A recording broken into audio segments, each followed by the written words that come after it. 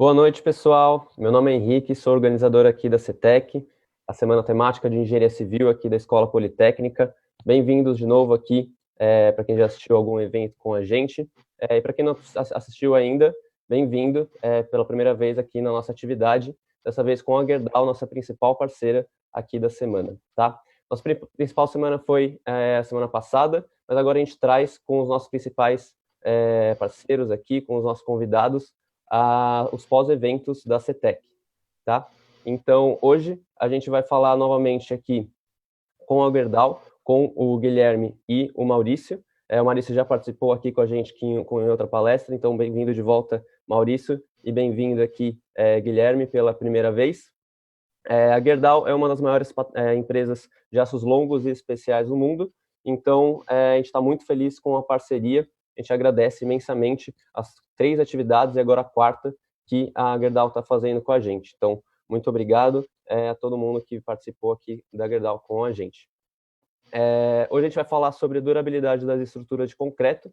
Então, se vocês quiserem se apresentar um pouquinho antes de passar os próximos avisos, Guilherme e Maurício, fiquem à vontade para se apresentar. Bem-vindos. Obrigado, boa noite. Obrigado pela oportunidade aí de apresentar.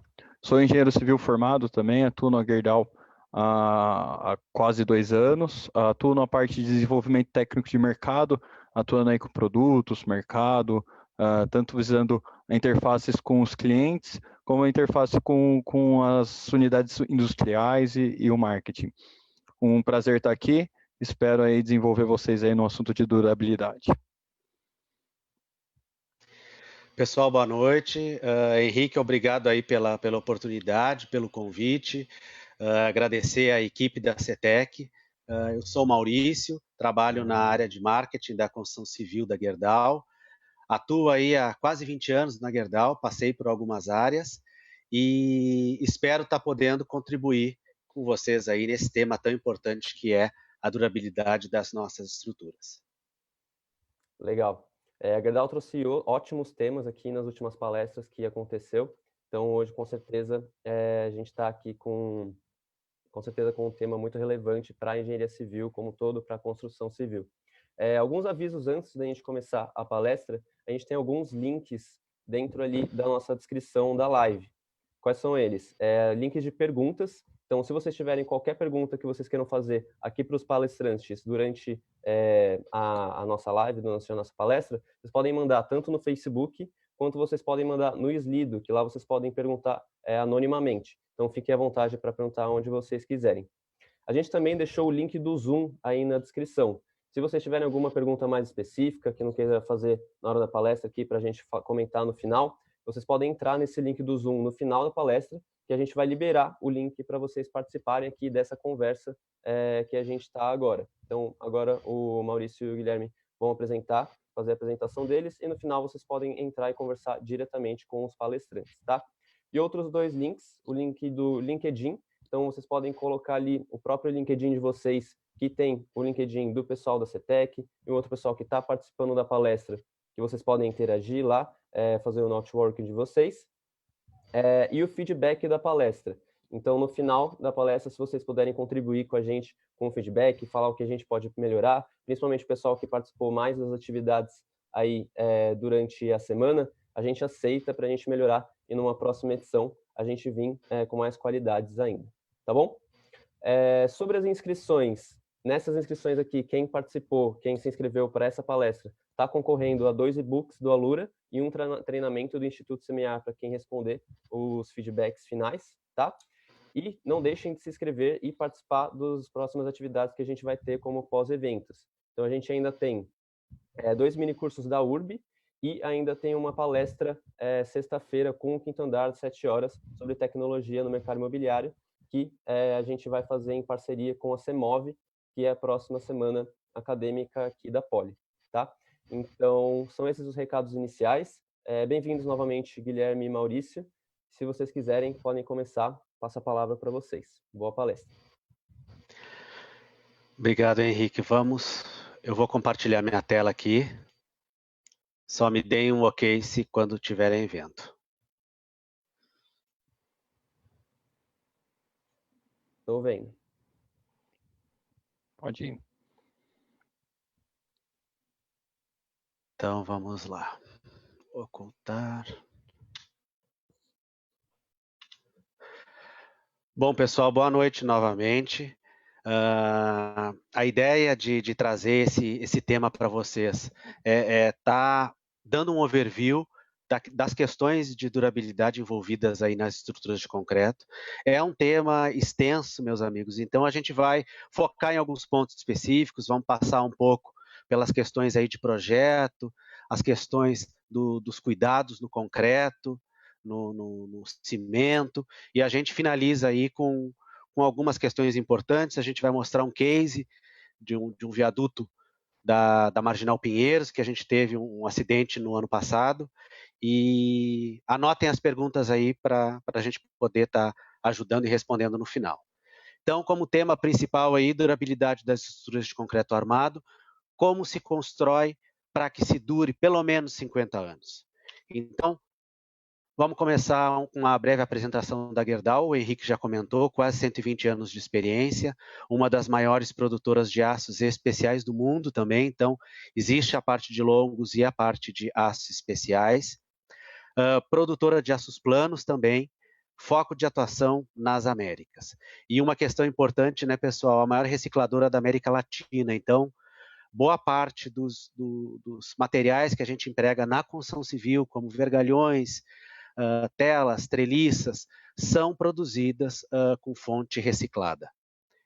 Além do que, todo aço é 100% reciclável, então é uma cadeia importante aí que a gente consegue estar mantendo e realimentando, né, tendo como um dos insumos principais a sucata ferrosa. Vamos falar um pouquinho de durabilidade. Cenário brasileiro, né, pessoal? Esse cenário, ele não precisa, na verdade, nem de muita explicação, porque, infelizmente, a gente sofre e a gente tem contato praticamente diário com estruturas, com patologias, né? Então, patologias das mais diversas. Hoje a gente tem um cenário de estruturas não atingindo a vida útil de projeto.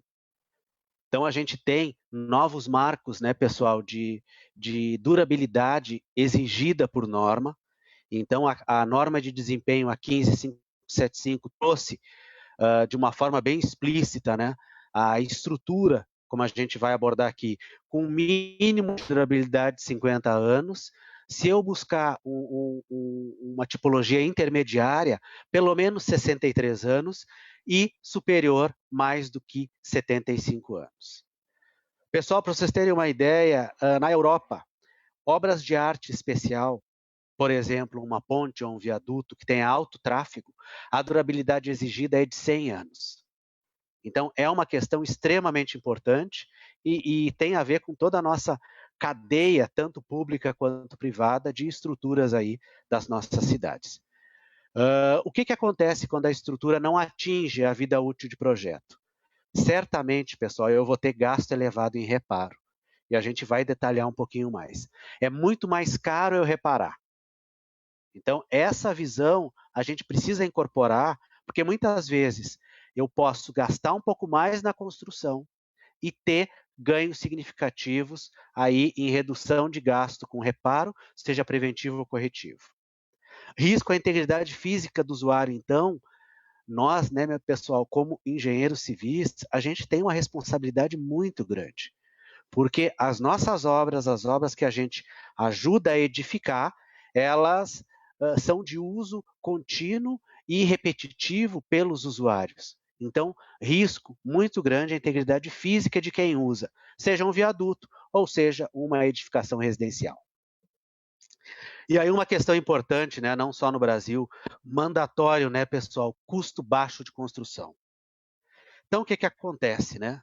Muitas vezes, em detrimento até de qualidade, eu busco um custo mais competitivo da minha construção.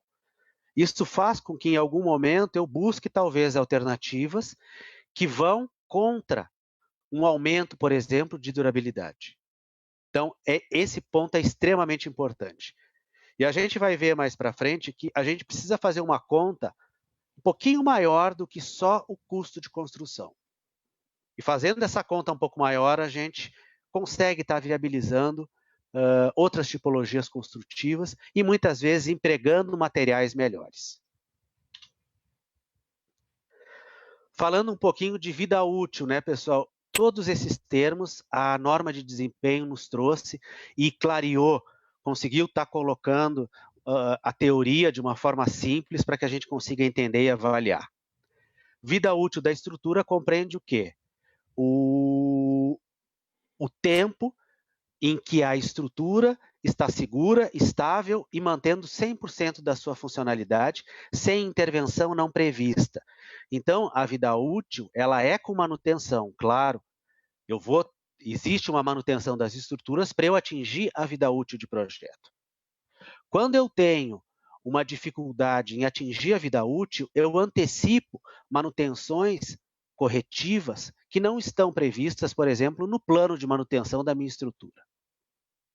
Então, esse é um conceito importante, ele tem a ver com custos diretos e indiretos, e ele faz com que a gente avalie a estrutura não só olhando apenas a construção, e sim olhando o ciclo dela, ou seja, os 50 anos de utilização dessa estrutura de fato. E aí, pessoal, eu trago um termo que certamente vocês, se não escutaram ainda, vão escutar muito falar. Avaliação de ciclo de vida. A avaliação de ciclo de vida, ela mede o impacto ambiental do que tu está avaliando. Por exemplo, pode ser uma edificação, pode ser um insumo. Eu consigo fazer o rastreamento desde a extração de qualquer matéria-prima, processamento, no caso de uma edificação, construção, e eu consigo avaliar qual é o impacto ambiental desse fim, desse bem, que pode ser um edifício. Então, existe um livro que trata bastante dessa economia circular e de avaliação de ciclo de vida, e o termo que a gente utiliza muito é cradle to cradle, ou seja, do berço ao berço. Quando eu faço uma avaliação, por exemplo, como fabricante de um insumo, eu posso fazer a avaliação cradle to gate, ou seja, do berço até o portão da minha fábrica. Numa edificação, eu consigo avaliar todo o ciclo de vida dela, desde o projeto, passando pela execução, o uso da estrutura e o fim de ciclo dela. E eu consigo ter um custo desse ciclo de vida. Avaliando esse custo, pessoal, a gente vê que o custo de construção não representa mais do que 20%, 25% do custo do ciclo de vida total de uma edificação. Por isso que é muito importante, no início e desde o projeto, a gente buscar a melhor condição possível para a nossa estrutura. O que acontece, né, pessoal? Isso vocês veem muito, né? Pô, essa edificação é LEED. Então, a gente está sediado no Eldorado Business Tower, aquela torre do lado do shopping, e ela tem uma certificação LEED Platinum, ou seja, o edifício foi pensado para consumir menos energia e ser mais sustentável. Quando eu faço essa avaliação aqui de ciclo de vida do edifício, um dos produtos é estar avaliando realmente se eu conseguir estar tendo uma edificação de forma ambiental correta, ou seja, eu estou reduzindo alguns impactos, eu reduzo o consumo desse edifício ao longo da vida útil. E os principais selos que a gente tem que classificam e certificam os nossos edifícios, falando de edifícios, é a certificação Aqua, que é uma certificação europeia, e a certificação LEED, que é americana. A certificação Aqua traz uma questão ambiental mais genérica da edificação, e a certificação LEED foca um pouco mais no desempenho energético.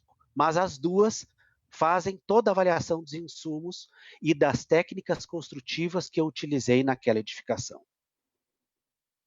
Para exemplificar para vocês, pessoal, existem prefeituras já no Brasil que dão descontos grandes em IPTU se o edifício é sustentável. Então, acaba rentabilizando também para o construtor. Tu ter uma edificação com certificação ambiental, ou seja, demonstrando que tu tem um impacto ambiental menor na construção desse edifício. Vamos dar uma olhadinha nas patologias das estruturas de concreto. Então, Esse gráfico, pessoal, é um levantamento aí de um período de 5 anos da incidência das patologias nas estruturas. Então, a gente vê que de todas as estruturas avaliadas, 52% delas apresentou fissura. Fissura de qualquer seção, de qualquer dimensão. Quase 50% das estruturas, pessoal, apresentaram defeitos executivos. E 31% das estruturas já mostravam corrosão. Corrosão é um tema que a gente vai tratar com um pouco mais de profundidade e vocês vão ver que a corrosão ela é silenciosa, pessoal.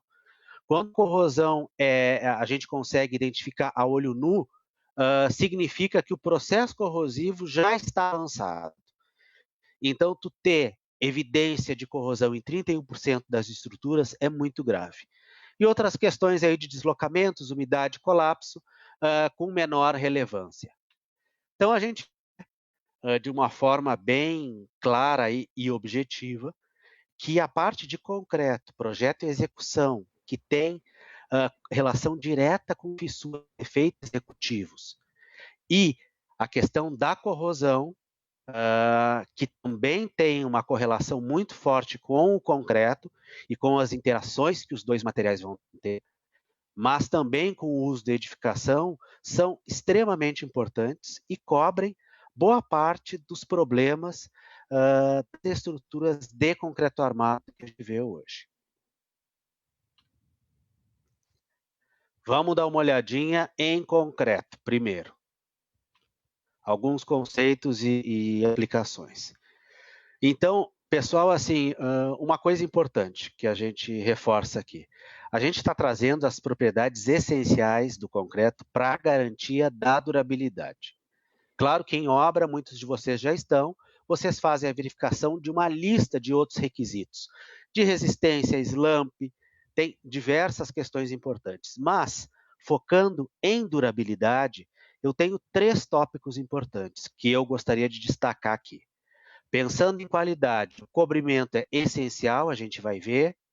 As ações de permeabilidade da matriz do concreto, e aí, diretamente ligada ao tipo de cura e à qualidade da cura, e a relação água-cimento, e o consumo de cimento.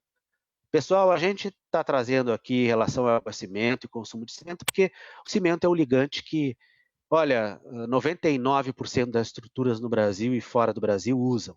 Mas a gente tem visto umas novas de conta que trata de ligante. Então, o ligante, mas o ligante nesse caso aqui é o cimento. Especificamente, falando em consumo. A gente vai cobrir e vamos falar de cobrimento nos próximos slides, permeabilidade também. O cubo de cimento, ele também é definido baseado na classe de agressividade ambiental. Este aqui também. A gente vai ver um pouquinho à frente. E quando eu tenho uma classe de agressividade 2, que é o ambiente urbano, pessoal, eu preciso consumir pelo menos 280 quilos por metro cúbico. Quando eu parto para uma classe de agressividade maior, por exemplo, a 3, eu preciso aumentar o consumo de ligante e eu passo aí para 320 quilos. Então, até o consumo de cimento, ele está atrelado à classe de agressividade ambiental. Para quê, pessoal? Para garantir a durabilidade da estrutura. Falando um pouco aí da classe de agressividade ambiental que o Maurício já colocou, né? Essa é uma das primeiras primícias de projeto, que o projetista tem que levar em conta aonde essa edificação, aonde vai ser o ambiente que essa edificação que vai estar sendo projetada vai ficar na sua vida útil. Ele comentou da classe 2, por exemplo, que é a urbana, e é essa que a gente se encontra aqui em São Paulo, mas a gente tem outras aí, marinha, industrial, e não necessariamente durante a vida útil de um projeto, a classe de agressividade ambiental que ela foi projetada, ela vai ser utilizada. Pode haver alguns casos de algumas cidades que houve a troca da classe de agressividade ambiental na etapa de uso da edificação. Por exemplo, aí a Cubatão, né, Maurício, que houve aí em relação depois do crescimento industrial da cidade, houve aí algumas alterações aí, e ele mudou de classe de agressividade ambiental. Essa tabela é retirada da norma 6118, né, norma de projetos de concreto armado, e essa é uma das premissas para todos os próximos itens aí de as propriedades que a gente vai comentar, inclusive a que o Maurício já comentou, que é o consumo de cimento. Pessoal, importante, né? O Cubatão é um bom exemplo, né? Certamente nenhuma vai ser considerada urbana e volta. A gente só tem acréscimo. Então, certamente Cubatão foi considerada em momentos aí no passado como uma região urbana. E aí, com o advento industrial, altíssimos níveis de poluição e degradação das estruturas efetivamente, a gente tem hoje uma classe de agressividade pelo menos 3, ou seja, industrial e a marinha não tão próxima da orla como a classe de agressividade muito forte que está muito atrelado a respingos de maré, ou seja, extremamente próximo aí da orla marítima. Adotando aí nesses conceitos de classe de agressividade ambiental, né? Aí a gente começa aí entrando já na parte de cobrimento, né? O que é o cobrimento? Cobrimento é a distância da face da estrutura até a camada de aço, até a armadura. Isso que é o cobrimento. E conforme a classe de agressividade ambiental já definida no slide anterior, né? Na mesma norma 6118, tem aí algumas restrições mínimas de cobrimento nominal. Por exemplo, aí para uma laje, numa classe de agressividade 2, o mínimo aí são 25 milímetros. Para viga e pilar é um pouco maior, porque a norma aí, os redatores da norma entenderam aí que é uma estrutura com uma importância maior. Então, viga e pilar já tem um cobrimento um pouco maior. E como que a gente faz para respeitar, né, esses cobrimentos, né? Aí a gente vai ter na etapa de execução das formas e colocação da armadura, alguns dispositivos. Deixa eu só fazer um comentário antes, Guilherme. Pessoal, assim, essa classe de agressividade, olha o que o Guilherme comentou que é importante, né? Quando eu passo de uma classe 2, que é uma urbana, para uma classe de agressividade ambiental um pouco maior, eu preciso de 1 centímetro a mais de cobrimento. Então, é bastante. Então para durar eu posso ter um cobrimento muito grande. Pessoal, cobrimentos grandes têm outros problemas, porque eu acabo tendo uma face muito grande de concreto, sem armadura, pode dar fissuração, entre outras questões. Como é que se chegou nesses números? Por experimento. Então, tu faz uma avaliação da velocidade de penetração, por exemplo, do CO2, que a gente vai ver para frente, trata da carbonatação, e também de agentes agressivos como cloretos. E quanto maior esse cobrimento, mais tempo o aço fica intacto dentro do concreto. Então, está muito atrelado a ensaios, claro, com segurança, né, pessoal? E aí, o Guilherme vai comentar agora quão importante é manter o cobrimento de projeto, porque é uma premissa importantíssima para a durabilidade. Isso aí, para manter esse cobrimento, né, o distanciamento da forma, na etapa de execução da forma do concreto moldado e até a armadura, existem alguns dispositivos aí, e os dispositivos respeitam os cobrimentos adotados em projeto. O executor compra o dispositivo, se precisa precisa de 3 centímetros de cobrimento, então tem os dispositivos que são esses espaçadores com 3 centímetros, com 2,5, conforme a necessidade. À esquerda, a gente tem algumas fotos de dispositivos, né, de espaçadores feitos de argamassa. E à direita, os dispositivos aí plásticos para execução. Cada um tem um formato específico para um tipo de estrutura. Um é utilizado para suportar uma laje, o outro para viga, o outro também para elementos de fundação, também existem. Então, tem um dispositivo próprio para cada peça da estrutura. Hoje, com diversos fabricantes aí, então é muito tranquilo adquirir o espaçador certo para cada peça e para cada cobrimento necessário. Pessoal, tem todos os gostos, tá? E aí uma questão importante, como o Guilherme comentou, escolha aí o mais moderno possível, que tem trava, por exemplo, como esse, ó, que eu consigo estar fixando sem arame. Dê uma olhada nessas duas cadeirinhas. Essa aqui ela é unilateral, né? É uma barra só. Aqui eu consigo colocar um cruzamento, mas eu precisei amarrar aqui. Por quê? Porque senão essa cadeirinha pode tombar. Aqui não. Aqui eu já tenho eu imputo uma pressão e a barra fica fixa. Então, escolha adequadamente. Normalmente, obra de infraestrutura acaba usando as bolachinhas. Então, muitas vezes são feitas em obra. Tem que ter um cuidado também, né, pessoal? Não pode ser um concreto tão poroso, tem que ter certa qualidade aí para garantir a durabilidade da estrutura. Senão fica uma parte da estrutura falha aí, podendo aí até iniciar a corrosão pelos espaçadores. Então, realmente tem que se preocupar com isso. Aí temos um vídeo aí, né, do França e Associados, né, um grande projetista de estrutura aqui de São Paulo. Eles têm alguns vídeos aí de boas práticas, e esse é um dos que eles colocam como importante, que é justamente o uso dos espaçadores aí no caso das vigas. Esse é tipo uma cadeirinha, mas é na horizontal, né? Centopeia, chamada em obra. Ah, centopeia. É multicadeirinha. Isso aí. Aí a formatação, a forma boa de colocar dentro da forma. Isso é uma questão importante, viu? Então, tem várias dicas aqui no canal do França. O engenheiro Satoru publica regularmente. Vale a gente visitar e checar aí as boas práticas, né, pessoal? Porque essas questões de quantos instaladores colocar e como colocar, isso não está na norma. Então, seria uma boa prática recomendada aí para essas questões.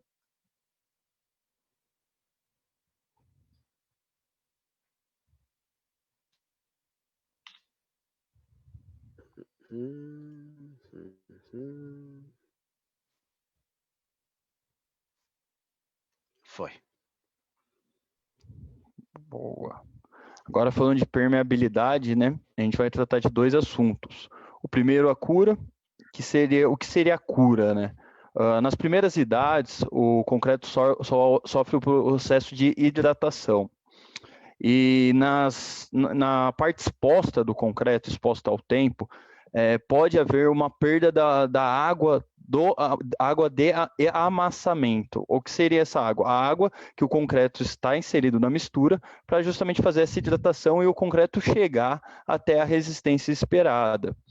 Uma das formas aí, e se não houver isso, tem alguns problemas aí que a gente vai ver no próximo slide. A gente trouxe aí três métodos usuais de evitar a perda dessa água importantíssima para atingir a resistência das estruturas de concreto.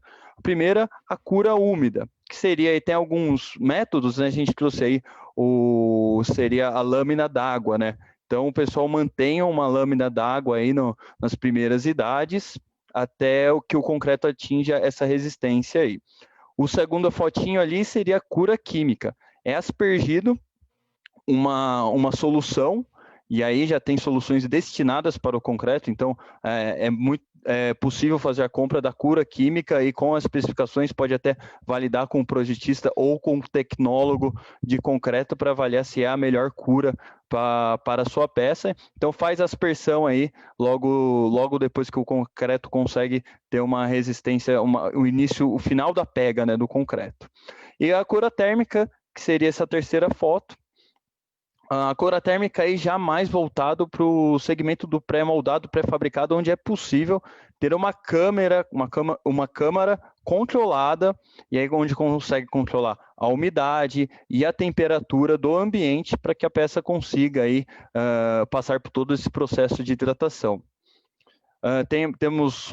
Varia um pouco o prazo das curas, do tempo de cura, varia em relação ao ambiente. Se é um ambiente úmido, pode-se até não ter necessidade de fazer a cura, mas isso sempre tem que ser conversado junto com o projetista e o tecnólogo de concreto.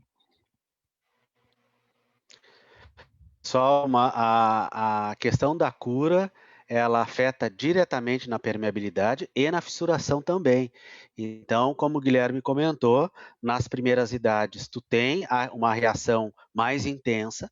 Isso aí vocês, se já não viram, ver na questão de tecnologia de concreto. O ligante, ele reage com a água, a gente vê que o concreto esquenta e ele não pode estar perdendo essa água de amassamento. Se ele perder, ele vai trincar. Então, extremamente importante. E uma cura bem feita garante menos estabilidade no concreto, né, Guilherme? Isso aí, justamente aonde a gente fez todo o trabalho para respeitar o cobrimento, a gente pode ter uma reação defeituosa do concreto. Então a cura é importante para que não haja esse defeito, né? Caso essa fissuração, caso não ocorra uma cura bem feita aí, as retrações nas primeiras idades aí pode gerar fissuração, retração plástica nas primeiras idades, então pode diminuir também a resistência superficial desse concreto, que é tão importante no cobrimento, e assim, não tendo essa resistência, não tendo essa composição tão bem feita nessa capa, na capa do concreto, na última faixa de concreto, ele pode estar mais fácil de ser atacado por agentes externos. E aí a gente está falando de carbono, aí eu vou deixar para o Maurício aí, que é a parte de corrosão. Então a gente está protegendo o nosso aço para ataques de corrosão. Lá mais para frente a gente vai falar um pouquinho sobre isso. O outro fator que afeta muito a permeabilidade do concreto é o fator AC. O que é o fator AC? É assim, muito comum utilizado aí no jargão aí de obra é a relação água-cimento em massa. Ou seja, faça uma relação da massa de água colocada no concreto e do cimento. E aí também definido pela classe de agressividade ambiental. Maurício, se quiser comentar um pouquinho mais sobre isso, eu vou deixar que ele é o nosso mestre aí nesses assuntos. Pessoal, assim, o fator água-cimento, certamente vocês já viram concreto em obra, né? Então, pessoal, quando eu estou virando concreto em obra, a gente vê a quantidade de água que é colocada. Claramente, vocês veem aqui, quanto maior a classe de agressividade, menor tem que ser o fator água-cimento. Então, a água, menos é mais. Quanto menos água, melhor. Mas tu precisa ter um mínimo de água, que é aquela água de amassamento, para existir a reação aí do cimento com a água. Mas ele é extremamente importante e hoje a norma é muito rígida nessa questão da relação água-cimento. Aqui para concreto armado, aqui concreto protendido. Então vocês veem que a exigência é maior até para concreto protendido que o concreto armado convencional, mas precisa ser verificado e está diretamente relacionado à permeabilidade e à qualidade do concreto final, o fator água-cimento. Então, extremamente importante esse ponto e fixem essa questão. Menos água. Então, a quantidade que a gente vê em concretos moldados, virados em obra, a gente vê que é excessiva. Precisa colocar a quantidade necessária para ocorrer a reação. Somente isso. Toda a água adicional fica dentro do concreto, na matriz de concreto, e aí ela está sujeita a N questões, como na variação de temperatura evaporar, e faz com que a matriz do concreto fique extremamente permeável, ou seja, aumenta a porosidade. Pessoal, vamos dar uma olhadinha aqui, como se fosse uma revisão aí, pensando numa edificação, os 3 pontos importantes aí, tanto de projeto, de execução e de uso. E na parte do uso, a gente chama atenção para uma questão importantíssima aí, que é manutenção das estruturas. Então, falando um pouco de projeto estrutural, pontos importantes, né, pessoal? Então, o projeto tem que nascer correto. O modelo estrutural adequado. Como é que é um modelo adequado? É um modelo que tem um controle de flechas, que tem um controle de deformação, ou seja, uma estrutura adequada. Projeto executivo bem detalhado, como a gente vê aqui essa armadura em BIM, ou seja, todas as questões resolvidas, pessoal. Importantíssimo isso. Interface e compatibilização com todas as disciplinas. Então, o BIM entra para estar dando um apoio. Eu preciso fazer toda a verificação de interface do projeto hidráulico, elétrico com a estrutura, para eu fazer algum ajuste na estrutura de concreto e não ter surpresa na obra. E especificações completas, então isso vocês vão ver certamente se alguns de vocês forem seguir para a parte de projeto, ou seja, eu não posso especificar somente o detalhamento do aço, eu preciso colocar quantidade de cimento, muitas vezes o tipo de cimento ideal para aquele uso, o fator água-cimento, existe alguma restrição em adição? Não, não existe. Existe alguma questão do agregado? Provavelmente a dimensão dele, pessoal.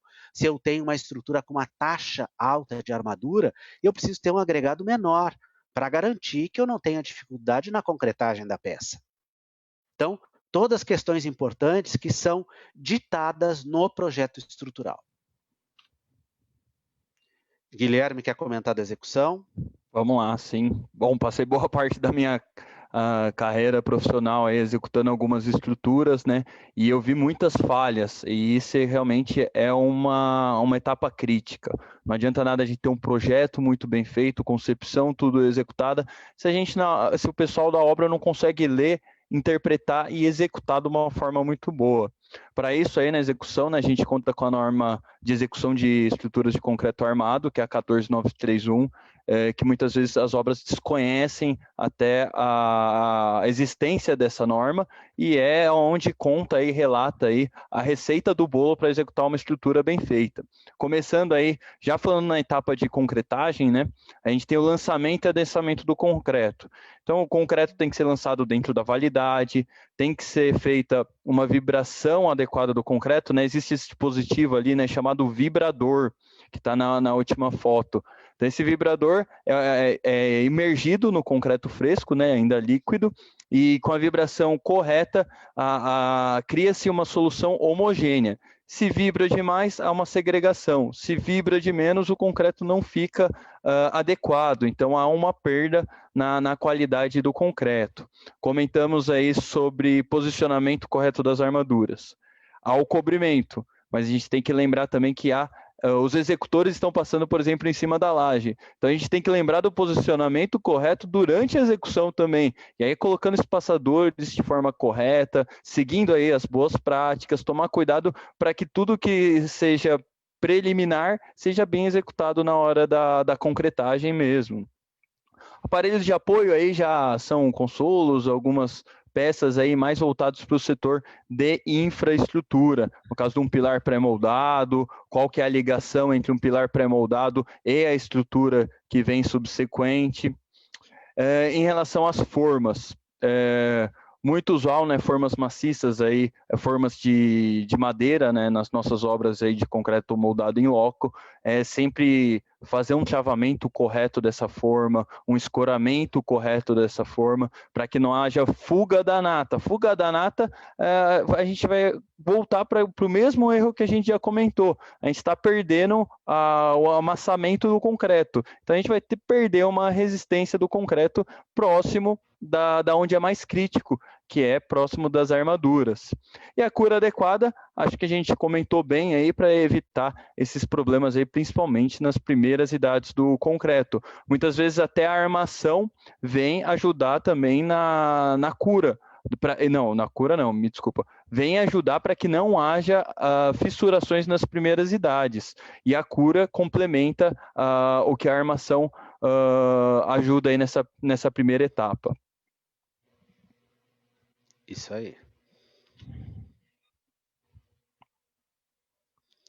Pessoal, esse ponto aqui o Guilherme tinha comentado, né? Então, o uso da edificação, ele precisa ser acompanhado e monitorado. Aqui, deem uma olhada aqui, pessoal, é o primeiro prédio construído em concreto armado que a gente tem registro aí no mundo. O concreto armado da forma como a gente conhece, com reforços em aço. Então, o nome do edifício é René Bic, em Paris. Ele está com uma manutenção extremamente correta e vocês podem ver o estado atual dessa edificação, construída em 1901. Ou seja, pode durar? Pode. Questões importantes, como o caso de Cubatão, mudança agressiva do meio. Se eu tenho uma mudança agressiva do meio, eu preciso reavaliar a minha estrutura. Acidentes não previstos. Não precisa chegar, no caso dos Estados Unidos, com a batida dos aviões, óbvio, nas Torres Gêmeas, mas impacto até de veículos em pilares principais aí de uma edificação pode ter impacto. Uso não adequado, isso, meus amigos, isso é importantíssimo. Vou dar um exemplo, uma sacada projetada para ser uma área comum com uma carga aí de 150 quilos por metro quadrado. Aí o cidadão vai lá e coloca uma piscina. Não foi projetado para isso. Outras questões importantes, usos mistos de edifício. Então, uma edificação comercial virar residencial não tem problema nenhum. Agora, uma edificação projetada como residencial não vai poder virar uma edificação para uso comercial. Por quê? Porque as cargas por metro quadrado são maiores. Então, precisa usar adequadamente e ter um cheque, verificar essas questões. E aí, pessoal, um ponto importantíssimo que a gente vai destacar agora é a questão de manutenção. E aí, meus amigos, o seguinte, todo mundo tem carro, ou o pai e a mãe têm carro. Carro é rotina do brasileiro fazer a manutenção, não é? Eu compro inclusive pacote. Quando tu vai na concessionária, tu pode comprar aí a manutenção a um preço mais acessível, 3, 4 anos. Por que isso está incorporado em carro, em edifício não, em obra pública? Então, pessoal, todas as estruturas precisam de manutenção preventiva. Quer comentar um pouquinho, Guilherme? Vamos lá, sim, claro. E tem que tomar muito cuidado com o uso da edificação, de fato. A gente tem casos aí recorrentes, por exemplo, uma marquise que caiu aqui nos Jardins o ano passado. Então, o que houve? É uma manutenção mal feita, porque eles estavam sanando um problema de estanqueidade da marquise e eles estavam gerando um outro problema, que era o sobrepeso. Então, uma manutenção indevida gera um problema para a edificação, gera um risco de acidente, e acidentes acontecem. O concreto armado aguenta muito desaforo, mas uma hora pode acontecer algum acidente, e acidente fatal. Então, por isso da importância de todos esses temas abordados aqui. Temos aí, né, para nos auxiliar, né, a gente, como está no meio técnico, a gente tem alguns documentos que auxiliam a gente muito bem, e essas são as normas. A gente comenta sempre de normas, que é onde a gente sabe que já foi estudado, já foram analisados, já foram feitos ensaios, tem uma experiência, uma vivência de séculos para a criação de normas. E temos algumas normas aí de inspeções aí que a gente trouxe para vocês. Norma de inspeção de pontes e viadutos. Potencialmente, se tivessem ser analisado isso daí de uma maneira melhor, não teriam acontecido acidentes aí que a gente já ouviu no passado. Tem a norma aí 16747, essa de inspeção predial aí, e essa é uma norma nova, certo, Maurício? É desse ano ou do ano passado, desculpa? É desse ano, ela foi publicada esse ano. Então, é uma publicação recente, aí o meio técnico tá de olho na manutenção, tá de olho na inspeção das nossas estruturas. Temos aí mais um gabarito aí para seguir.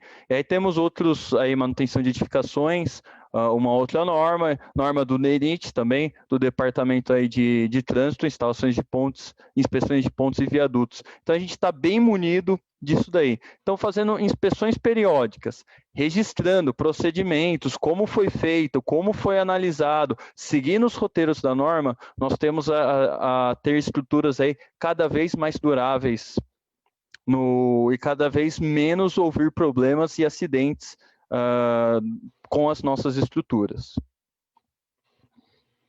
Isso aí.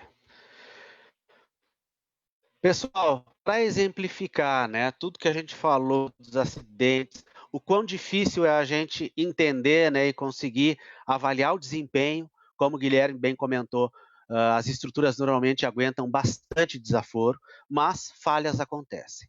A gente vai falar um pouquinho de um caso importante que aconteceu em 2019, a queda do viaduto na pista expressa da Marginal Pinheiros.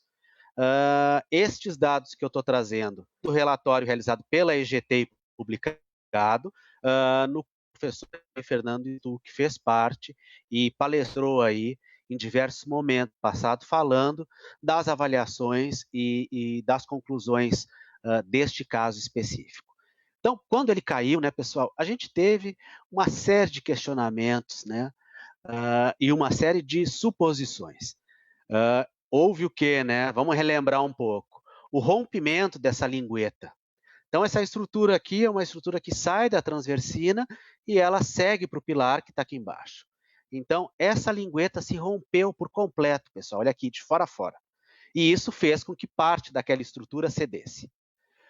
O que de cara a gente consegue ver? Concreto íntegro.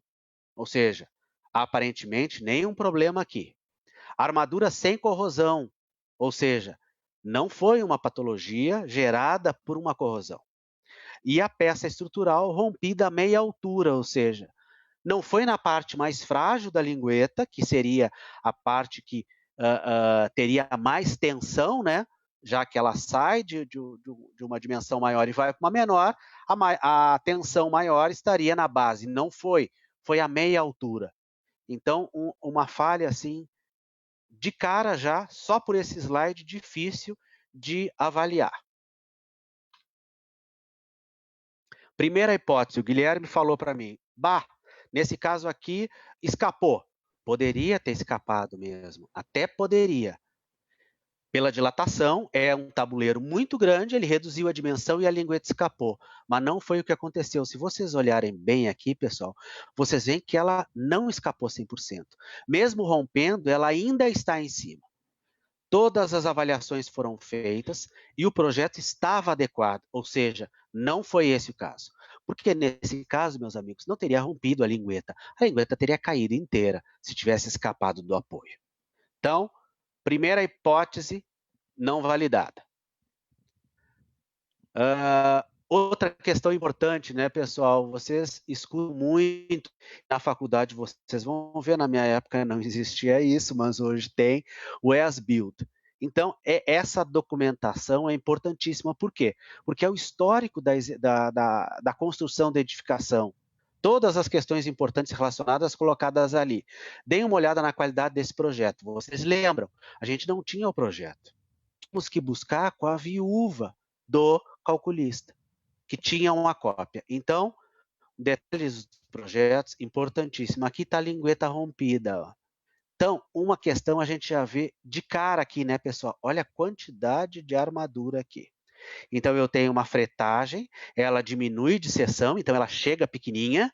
Então, ela tem uma diminuição de seção nos dois sentidos, neste e nesse, porque ela sai de uma largura e chega em outra. Uma armadura de fretagem pesada aqui dentro, ela é extremamente armada. Então, essa é uma dica já do que aconteceu. Spoiler. Laudo técnico. Concretagem dificultada pelas armaduras inferiores das três almas e da laje e pela armadura de fretagem que a gente viu aqui. Eu tinha aqui e aqui uma quantidade grande de armaduras. Aqui, principalmente, uma fretagem pesada, onde o pilar, onde a lingueta chega no pilar aqui. Aí, o que aconteceu nesse momento? Olha, por essa questão de taxa de armadura tão elevada, será que eu não tive uma bicheira? E aí, meus amigos, o que foi feito? Quando essa lingueta caiu, eu consegui ver a lingueta do outro lado. A lingueta do outro lado tinha sinais de fissuração. Por isso que se suspeitou de talvez ter tido alguma falha de concretagem. O que foi feito na lingueta intacta, pessoal, do outro lado? 2 furos e se injetou concreto.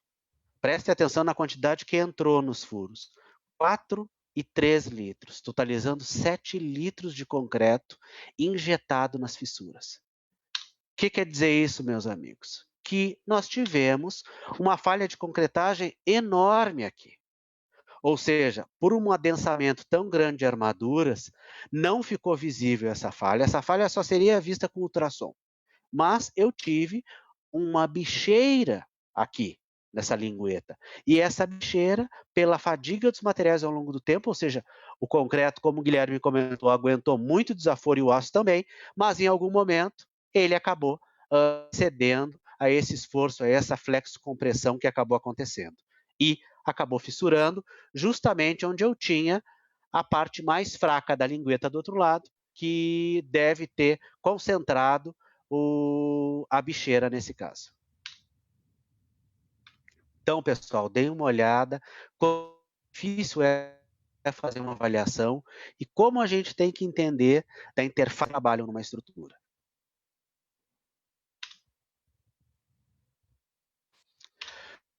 Vamos comentar um pouco de corrosão. Por que a gente trouxe corrosão? Não é só porque a gente trabalha com aço, pessoal, mas é porque é uma das principais patologias do concreto armado. Custos elevadíssimos de reparo. Pensem, pessoal, a dificuldade que é tu estar repondo armaduras de um tabuleiro de ponte como esse. Então, eu tenho gastos aí, países desenvolvidos como os Estados Unidos levantam aí que o PIB é gasto em tamanho e incidência. É um assunto complexo, por quê? Porque envolve materiais, envolve execução, envolve exposição. Então, tem corrosão ocorra. E ela afeta diretamente a segurança do usuário. Então, assunto extremamente importante e relevante. Como é que se dá, né? E como é que acontece o processo de corrosão das armaduras? Então, de uma forma bem simplificada, pessoal, esse material vai ficar disponível para vocês depois. Qualquer dúvida, não hesitem em nos contatar. Ele forma um fio adesivo que vai proteger a armadura. O concreto se mantendo dentro, a armadura está protegida. O que acontece? Fissura, entrada de agente agressivo e carbonatação, que acontece em ambiente urbano, faz com que a armadura seja despassivada. E aqui eu começo o processo corrosivo que finda com a fissuração total de concreto de concreto e perda de seção da armadura, como a gente vê em diversos casos aí e estruturas, infelizmente, essa volta. A carbonatação, pessoal, por que a gente está dando foco até para a carbonatação? Porque quando a gente vai para um ambiente marinho, ou seja, a praia, a gente sabe que existe um efeito muito deletério do sal, ou seja, o sal do mar. Tem uma corrosão extremamente forte. Mas em ambiente urbano, existe corrosão também por carbonatação. Por que eu preciso do cobrimento, né, como o Guilherme comentou? Porque o CO2 presente no nosso ar, ele acaba penetrando na matriz do concreto e vai reduzindo seu pH. A frente de carbonatação avança até chegar na barra. Chegou na barra, pessoal, eu tenho uma despassivação. Se eu tiver um ambiente correto, a corrosão pode acontecer. Eu preciso de uma diferença de potencial, que é muito fácil, porque a barra tem heterogeneidade e o concreto também. Eu preciso de água, existe água dentro do concreto, então eu tenho uma quantidade significativa de água que fica ali e pode ser usada no processo corrosivo, e eu preciso de ar. Se eu tenho fissuras, eu tenho água, eu tenho o ar presente nessa equação. Muito bem, eu comentei uma questão importante. Se o concreto se mantém intacto, nada acontece com a armadura. O concreto se mantém, não é controlado. Então, o concreto tem certa flexibilidade nessa questão. Um pouco de tração ele vai aguentar, mas ele, quando a gente calcula, a gente já considera abaixo da linha neutra sem concreto. Então, existe fissuração na tração. Uma questão importante, né, pessoal? Quando o concreto fissura, nesse momento, o aço que está aqui é acionado, ou seja, para absorver o esforço de tração. Tendo fissuras, meus amigos, eu posso ter agentes agressivos penetrando. Importante relembrar, carbonatação, eu não preciso ter fissura. Concreto intacto, ele vai sofrer a ação da carbonatação que vai avançando à frente. Agora, outros materiais, como água, que vão acelerar o processo corrosivo, eles entram por fissuras e trincas. Por isso, a questão de muito controle de trincas e fissuras até na etapa de projeto, ou seja, projeto estrutural. Eu preciso fazer com que, eu preciso controlar, pessoal, as flechas das estruturas. Por quê? Quanto menor a flecha, menos incidência de fissuras eu vou ter. Muito bem, concreto, ele sofreu diversos avanços, pessoal, mas ele pode fissurar. Uma questão importante que a gente traz aqui, e é importante reforçar esse ponto, que eu até tinha dificuldade também de entender quando eu comecei a estudar corrosão. Por que aquele concreto, pessoal, aquele concreto de cobrimento ao redor da barra, ele fissura e desplaca? É uma razão muito simples. O produto de corrosão, ele é expansivo. Dê uma olhada aqui de 0 a 6 ou de 0 a 7, o ferro representando 1. Os produtos iniciais de corrosão, magnetita, hematita e magemita, têm o dobro da área. Quando eu vou para um produto que aparece na presença de cloretos, ou seja, no ambiente marítimo, eu tenho a caganeíta, pessoal, que é mais do que 3 vezes o tamanho do ferro original. Então, esse produto expansivo, sendo depositado na superfície, na superfície entre a armadura e o concreto, vai exercer uma força no concreto que vai fazer com que ele seja desplacado. Pessoal, acontece problema de corrosão? Sim. Dê uma olhada nessa foto aqui. Um prédio de alto padrão em Higienópolis, construído na década de 80. Tem certa idade. Olhem o avanço da corrosão. Aqui aconteceu corrosão por quê? Por carbonatação. Ocorreu a carbonatação do cobrimento de concreto até chegar na barra, a barra despassivou, iniciou o processo corrosivo, teve trincas e fissuras e o processo foi evoluindo. Para vocês terem uma ideia, esta armadura aqui perdeu 22% de seção. Aqui um ambiente litorâneo. Olhem a força de desplacamento, pessoal. A gente já viu aqui que em ambiente marítimo, eu tenho a caganeíta que exerce uma força muito grande. Por isso que na praia, o desplacamento é maior do que o que ocorre aqui na cidade, no ambiente urbano, mas ele ocorre. Então, ponto extremamente importante. Pessoal, fases da corrosão. Eu tenho a iniciação, que é a penetração dos agentes agressivos, e eu tenho a propagação, que é o processo de corrosão propriamente dito. Eu posso atuar na iniciação da corrosão, ou seja, retardando essa fase, maiores cobrimentos que vocês viram claramente pelas normas que a gente utiliza, concreto de qualidade superior e baixa permeabilidade e porosidade, ou seja, para reduzir a velocidade que os agentes penetram na matriz, e eu posso, inclusive, pintar. Vocês vejam os pilares do MASP. Os mais antigos não vão lembrar, nem eu lembrava, mas eu vi foto. O MASP, quando foi construído, não tinha aqueles pilares vermelhos. Eles foram pintados à medida que o ambiente foi se tornando mais agressivo, e uma das formas de proteger o concreto é pintando. Então, se pintou os pilares de vermelho e a viga superior para garantir menos permeabilidade e porosidade e redução dos agentes agressivos penetrando no concreto. Mas eu posso também atuar na propagação, ou seja, armaduras com resistência superior à corrosão, revestimentos metálicos e não metálicos. Então, eu tenho as encagens, que eu vou comentar, e fora do país eu tenho, inclusive, revestimentos epóxi. Pessoal, eu comentei que na Europa o viaduto precisa durar 100 anos, né? Em viadutos desse porte, que precisam ter uma durabilidade elevada, é utilizado na Europa vergalhão de aço inoxidável. Existe um custo elevado, porém, ele garante uma redução fortíssima da taxa de corrosão, ou seja, este viaduto vai durar 100 anos com aço inoxidável.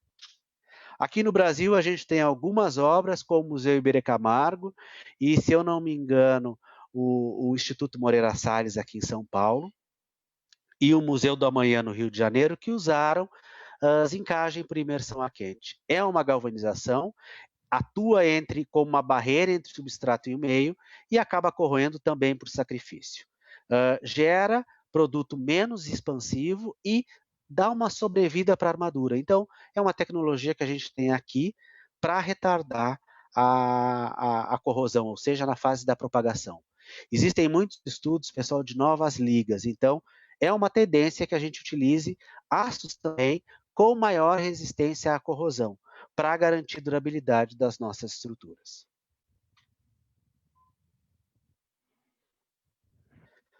Guilherme vai comentar um pouquinho sobre a execução das armaduras, né, Guilherme? Isso aí, Maurício, isso aí. Vamos lá, vamos falar um pouquinho aí do que a gente consegue nas armaduras agregar de qualidade para termos esses efeitos de durabilidade nas nossas estruturas. O primeiro que eu vou comentar aí é o corte e dobra. Do que se trata o corte e dobra? O vergalhão, que é o produto principal aí das nossas estruturas de concreto armado, já chega na obra beneficiado, já chega na obra cortado e dobrado. Até aí, a década de 90, como era feito? Era feito do método tradicional. As usinas siderúrgicas enviavam barras de 12 metros para as obras e dentro do canteiro de obra eram executadas os cortes e as dobras nas dimensões de projeto. Não tinha uma outra possibilidade. E nas obras, por ser um pouquinho mais difícil e rudimentar, muitas vezes, o nível da obra, tinha baixa produtividade e muita perda de material. A partir daí, com a inserção desse beneficiamento, né, o corte da obra passou a ser feito em fábricas destinadas para isso. E aí tem uma altíssima qualidade, a gente vai ver nos próximos slides aí qual que é a diferença, e qual que é o ganho que ganha aí o corte dobra. Pessoal, a gente vai passar rapidamente por essas questões. A gente só gostaria de estar repassando soluções que a gente consegue estar colocando na obra que garanta mais durabilidade. Vocês viram que é um conjunto. A gente precisa ter um projeto adequado, uma execução, estanqueidade das formas nas dimensões corretas e as armaduras também com qualidade. Por isso que a gente vai destacar rapidamente para a gente ter tempo aí para as perguntas. Beleza, isso aí. Essa daí é uma foto de uma das nossas fábricas produtoras, é Swap, aí para dar uma ideia do que é esse ambiente controlado, né? Os vergalhões em rolo, as máquinas que cortam e dobra, o estoque do material aí já todo dobrado, embalado e etiquetado aí pronto para ser enviado para os clientes, as pontes rolantes que fazem o transporte, onde passa o caminhão. Essa foto é só para ter uma ideia do que é essa fábrica que beneficia o material.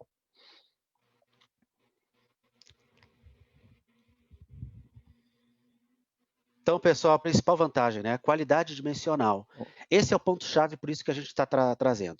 Corte dobra, ele está disponível em todo o Brasil. Então, é uma tecnologia consolidada, principalmente no meio imobiliário, mas traz essa confiabilidade para a execução da nossa estrutura. Então, qualidade dimensional, garantia de peça cortada dobrada na quantidade e formato que o projeto especifica, todas as dobras de acordo com a 6118, com os pinos adequados, né, pessoal, para que eu não tenha fissuração aqui na parte externa do vergalhão, e o processo aí da Gerdau, todas as usinas e fábricas com ISO 9001, gestão de qualidade, 14001, gestão ambiental.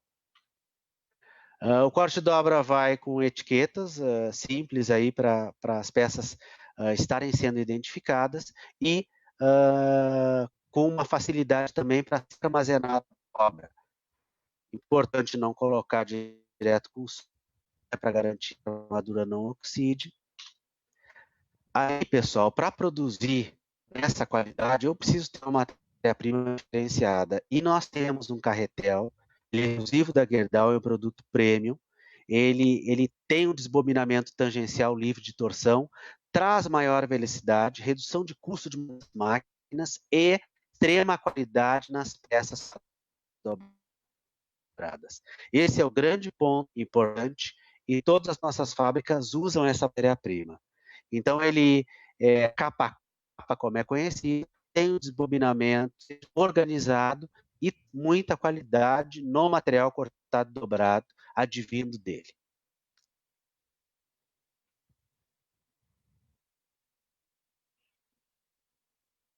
Vamos dar uma olhada em tela soldada. Pessoal, por que a gente traz tela soldada? A tela soldada, ela tem grande vantagem quando a gente utiliza aí para grandes áreas, principalmente para a laje. A gente sabe que hoje a tela é muito utilizada para as paredes de concreto, mas iniciou o seu uso aí para lajes. Vocês imaginem a quantidade de pontos que eu tenho que amarrar numa laje. Então, A tela traz essa questão de produtividade e qualidade. Todas as interfaces, os cruzamentos são soldados, uma solda ponto de contato por resistência elétrica, então a peça fica rígida, pessoal. E o transpasse reduzido e sobreposto, não precisa amarrar. Então, traz muito ganho na qualidade dimensional, a rigidez da peça, menos emenda, e eu consigo estar fabricando telas de CA60 e telas especiais aí, inclusive com bitolas até 16 milímetros. Para vocês terem uma ideia, em lajes utilizadas aí na pista de rolamento do metrô, da linha 5, foram utilizadas telas especiais. E aí, meus amigos, o que acontece? Todo mundo já viu posicionamento difícil das armaduras em laje. Eu ganho muito, até questão de ergonomia e qualidade do meu pavimento armado. Ou seja, a garantia é que as peças vão estar no lugar correto e no espaçamento correto, de acordo com o projeto. Então, esse é o grande ganho quando eu utilizo uma armadura pronta como uma tela soldada. Pessoal, aqui a gente deixa o link de todos os catálogos e manuais da Gerdau. Sugiro depois que vocês entrem e acessem. Tem um artigo que foi escrito por mim falando um pouco mais sobre corrosão e lá vocês conseguem acessar todos os catálogos da Gerdau, diversos manuais técnicos, tanto das nossas soluções e de questões técnicas do mercado da construção civil no geral, não só estruturas de concreto armado, mas também estruturas metálicas. Tem uma série de manuais interessantes e de boas práticas que a gente divulga e gostaria que vocês acessassem e compartilhassem com a gente. Qualquer tema adicional, ficamos aí à disposição. A gente passou rápido nesse final para a gente conseguir ter tempo mesmo, pessoal, de estar tirando as dúvidas e interagindo um pouco. Qualquer dúvida que surja depois dessa apresentação, fiquem à vontade para nos contatarem. Aqui estão os contatos do Guilherme e os meus. Muito obrigado pela atenção de vocês. Perfeito, gente. Obrigado aí pela oportunidade. Henrique, pessoal aí da Poli, obrigado pela oportunidade de mostrar um pouquinho sobre esse assunto que é tão importante aí. E parabéns aí, Maurício, pela apresentação. Obrigado, parabéns também. Legal, gente. Foi muito boa a palestra mesmo, muito boas dicas, principalmente para quem está começando a estagiar nessa parte de concreto, vale muito a pena ver essas dicas que vocês trazem para a gente. E o case também totalmente perto da nossa realidade, né?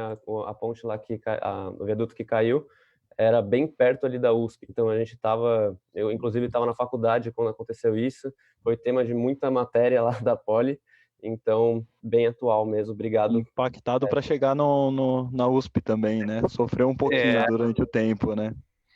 Exato. Eu uso esse viaduto, usava, né, que agora eu estou de home office, mas eu usava esse viaduto todos os dias. E eu passava a noite nele. Então, quase também que, por sorte, ninguém se feriu, né? Mas realmente está muito próximo, né, Henrique? A gente acha que essas falhas estão distantes da nossa realidade, mas não. No nosso dia a dia, a gente acaba sofrendo os impactos e a nova geração aí precisa ter esses insights para a gente buscar sempre durabilidade. Com certeza, vamos batalhar para isso. Antes da gente começar as perguntas, deixa eu só dar uns avisos antes do passar, tem algumas perguntas aqui para vocês. Deem um feedback lá, tá, gente? Então, quando vocês responderem lá o feedback, vocês concorrem ao curso da Semear. Então, por favor, respondam lá para concorrer e também para ajudar a gente aqui a melhorar o evento. E fiquem espertos com o final da palestra, que vocês podem entrar no link do Zoom para conversar aqui diretamente com os palestrantes. Então, tem o pessoal aqui já na sala de espera. Se vocês quiserem entrar e conversar com eles direto, fiquem à vontade. Agora, algumas perguntas. Eu vou tentar passar por todas. Não sei se vai dar tempo, mas que tem bastante aqui. Mas eu vou tentar fazer a maioria. Em relação a pergunta que fizeram sobre a cura de concreto. O volume da água da pasta com a cura é preocupante para o meio ambiente? Existem formas de reduzir isso? Bom, a água que é colocada sobre a laje não tem contato com o concreto, já já houve a pega inicial. Então, essa água superficial não é aderida ao concreto, nem misturada, nem contaminada, né?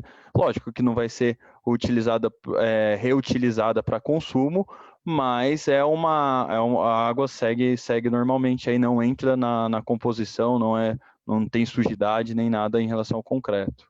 Perfeito, Maurício? Sim, e com relação à questão de sustentabilidade, sim, tem um impacto, né? Se a gente for pensar, precisa ter uma avaliação aí, talvez de uma cura química, aí, dependendo do impacto, porque realmente eu tenho um uso de água grande aí, eu preciso da água para o concreto e eu preciso da água para a cura. Então, existe um consumo, né? E aí, pessoal, assim, a questão de sustentabilidade na construção civil é fortíssimo, porque a gente consome muito insumo nas obras, tanto cimento, aço, água. Então, realmente existe uma utilização aí. A obra talvez podia pensar numa questão de reuso. Eu acho que é um tema bacana aí para ser explorado. Show. Como faz para recuperar a estrutura de concreto em pilares, como aquele que perdeu 22% da seção? Acho que foi um dos casos que você passou para a gente, que era na praia, né? Aquele pilar, na verdade, é aqui em Higienópolis. Então, assim, Henrique, é difícil, tá? Vai ter tu vai precisar de uma estrutura, por exemplo, porque o que acontece, né? Eu esqueci de comentar, a corrosão por carbonatação, ela é generalizada. Então, ela não acontece num ponto. Provavelmente, aquele pilar, nos 15 andares, ele está naquela condição. Quando eu tenho uma perda excessiva de seção, que é o caso desse pilar, eu vou precisar fazer um escoramento extremamente adequado, e eu vou precisar estar recompondo toda aquela armadura principal, pelo menos a parte externa. Eu posso reforçar um pouco mais de armadura e refazendo o cálculo estrutural eu consigo fazer com que aquele pilar volte a uso. Então, é muito oneroso. Eu posso, de outra forma, esquecer esse pilar e refazer uma nova estrutura aí e um novo pilar. Casos mais simples que eu tenho uma redução menor de seção, eu consigo estar recompondo de uma forma mais simples e estar reforçando com outros materiais, até com fibra de carbono. Mas nesse caso específico, o pilar foi descascado do térreo até o 15º e ele foi todo refeito com o escoramento correto, né, pessoal? Lembrem do caso de Fortaleza. Tem que fazer o escoramento, porque eu estou retirando uma parte de concreto. Mas é oneroso, Henrique, é difícil. Imagino. Em relação ao concreto reforçado com fibras poliméricas ou de aço, surge como uma alternativa ao concreto armado convencional? Se sim, quais seriam as vantagens? Quer responder, Guilherme? Vou deixar para você, vai, Maurício.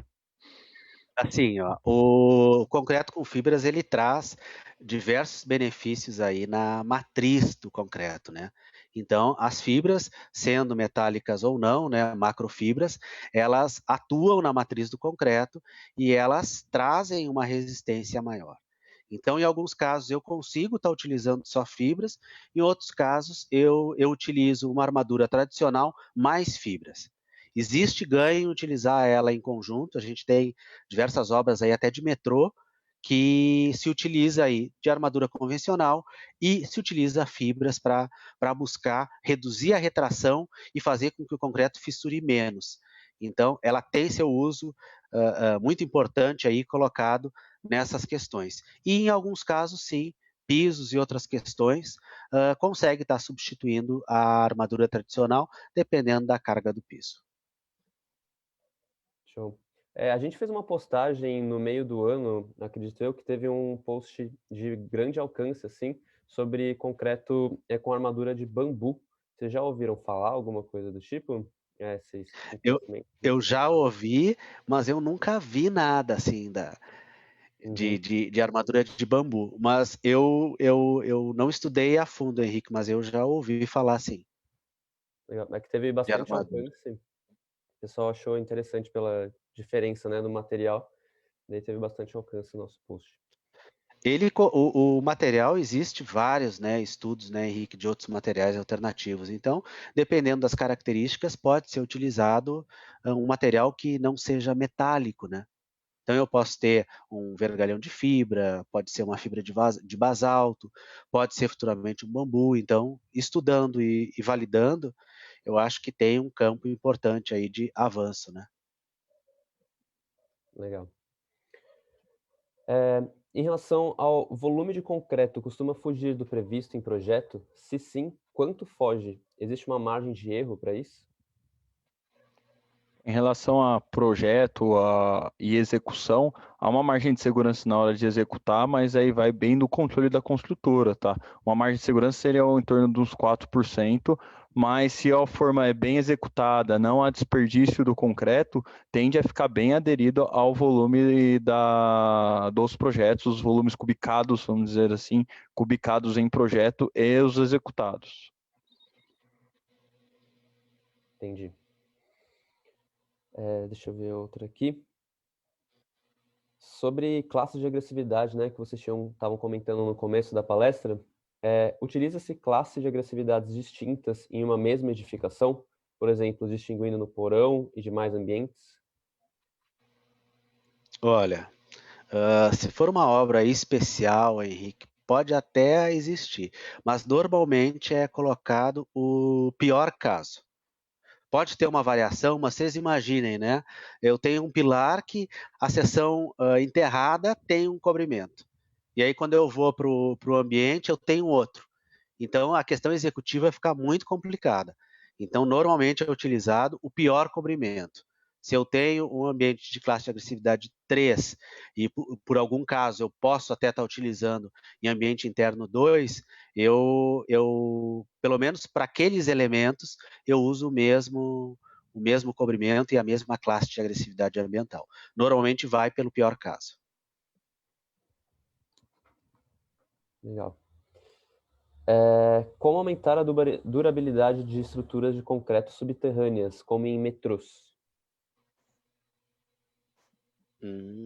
Tem uma série de cuidados, né, pessoal? São obras super especiais, né? Eu tenho, por um lado, a gente acompanha aqui em São Paulo, tem um Schroeder aí que já deve descer aí da linha 6, mas outros aí tantos que a gente viu. Então é uma estrutura que ela tem grande complexidade, tem uma concentração de CO2 alta, de alguns gases, né, dependendo da utilização. Eu posso ter pouco oxigênio em alguns pontos e eu tenho normalmente infiltração d'água. Então, tu precisa ter os mesmos cuidados que a gente tem para estruturas, por exemplo, de concreto aparente. Vai precisar ser um concreto pouco poroso, mas em diversos pontos eu não tenho a condição ideal para que a corrosão apareça, porque eu não tenho tanto acesso aí ao oxigênio, como eu comentei, e outras questões. Mas é um concreto que tem que ser muito bem dosado e normalmente esse concreto utilizado para túnel especificamente, ele vai até fibra, para evitar retração e fissura superficial aí para garantir a durabilidade. Mas são obras especiais. Precisa ter um cuidado adicional aí no concreto utilizado. Respondido.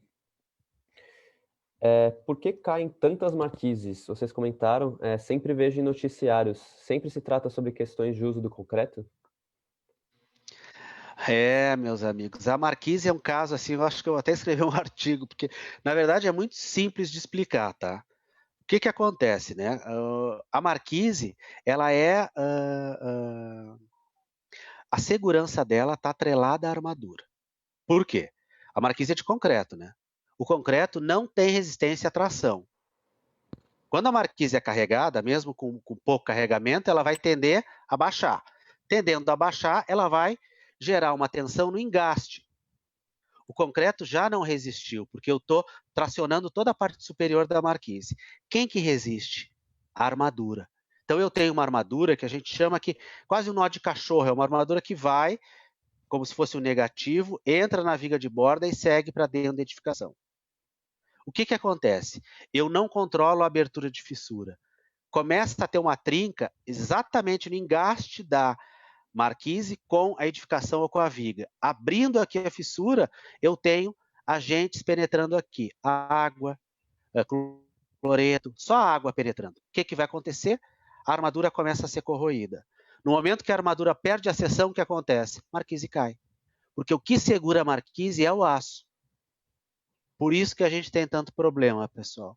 É carga elevada na marquise e falta de manutenção. Guilherme colocou uma questão também. Refaz a impermeabilização, carga adicional. Refaz a impermeabilização, carga adicional. E o ponto-chave da marquise é o engaste. E justamente no engaste é que eu tenho uma fissura. Entendi. É bem crítico e precisa de uma inspeção regular de marquises de concreto, porque essa ligação da marquise com a viga ou com a estrutura, ela é extremamente crítica para a condição de segurança da marquise. Legal. E por último aqui, uma pergunta bem abrangente. Quais as tendências atuais e futuras para o concreto? Como torná-lo mais sustentável, durável e econômico? Outro tema de palestra aí, Maurício.